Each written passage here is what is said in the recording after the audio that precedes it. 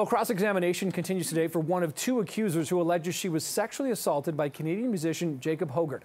CB24's Jamie Goodfriend is live now with the latest on the testimony. Jamie. Thanks, Nick. And to bring us up to speed, what's been happening on day two of this cross-examination, let's bring in criminal defense lawyer Ari Goldkind. So, Ari, you know, the last time I was listening in, it really appears that, like any defense lawyer, they're trying to poke holes in the credibility and the story of this complainant. What's been happening today so far?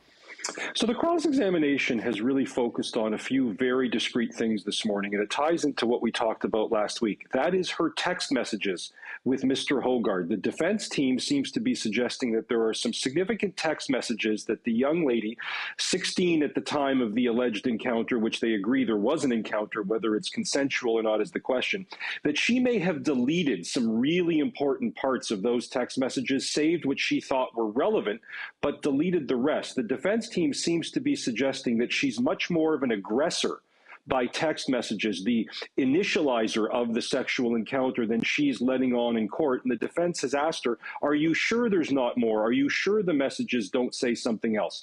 The second point that really jumped out, and it's taken up basically the last hour, is that she was ostensibly cheating on her boyfriend during that encounter with Mr. Hoggard. And the defense put to her squarely that if your boyfriend found out you had consensual sex with a superstar, a rock star, that would have caused a lot of problems with your boyfriend. But if he found out you were raped, he would have been understanding and sympathetic. She obviously denied that, but the defense has certainly focused on that issue, and those are the two central themes this morning. How could those two things really sway the jury, in fact, in potentially, you know, handing down a not guilty verdict?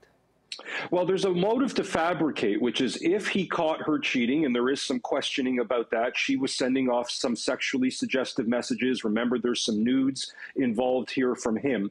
It would suggest that she really had an encounter, but after that encounter, it had to be explained away. Now, keep in mind, she's 16 at the time. He's pretty much a little less than double her age. There's that creepiness factor the jury will have to deal with. That's something that he's going to have trouble with, in my view, even though 16 is the age of consent. There is something ostensibly creepy about the star of Headley sleeping with a 16-year-old, even if it's consensual. And the last point that really goes to the not guilty verdict you ask about is, remember last week they called an expert first. That's something very unusual.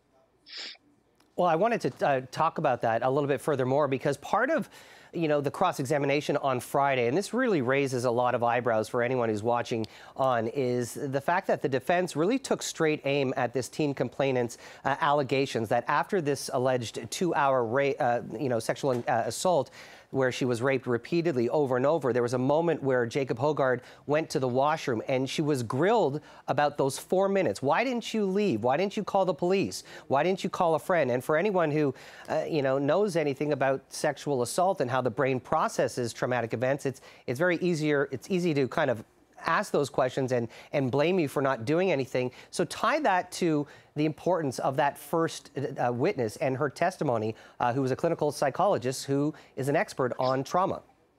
And that's why I pause, because I know that's something that's really important in this trial. It's extraordinarily rare. It's almost as rare as the dodo bird to call an expert first. It's almost the Crown's way of saying to the jury, we have some problems with at least one of our complainants. There are some problems with her story that we want to do away with in advance. They want to dispel some myths, like, couldn't you have gotten away? You could have left any time in that hour or two. You could have walked out the door. You could have called police. You could have screamed.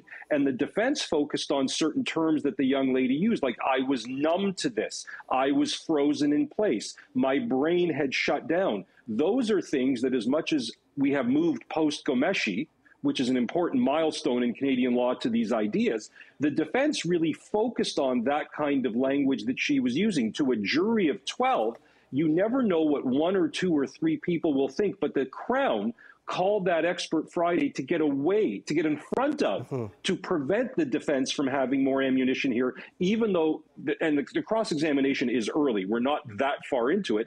The defense is clearly showing that the story that we heard on Friday, without nitpicking, without questioning, may be a little bit more complex in terms of her initiating, her influencing the sexual act. Obviously, the young lady is denying it, even though she's agreed that her boyfriend may have had much greater issue with the encounter if it was consensual than if it was illegal. Ari Goldkind, we appreciate your time and perspective. And Nick and Jen, it's also important to note that Jacob Hoggard has pleaded not guilty to the charges against him. Back to you for now. Okay, Jamie, appreciate that.